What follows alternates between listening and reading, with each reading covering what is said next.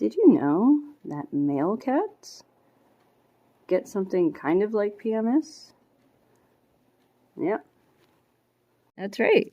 Male neutered cats can have what we'll call Pissy Meow syndrome, where due to changing cortisol levels, they can be skittish, aggressive, irritable, cranky, a little more fearful, a little more confrontational.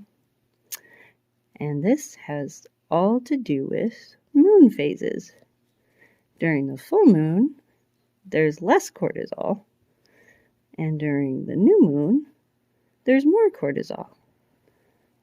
And now you know.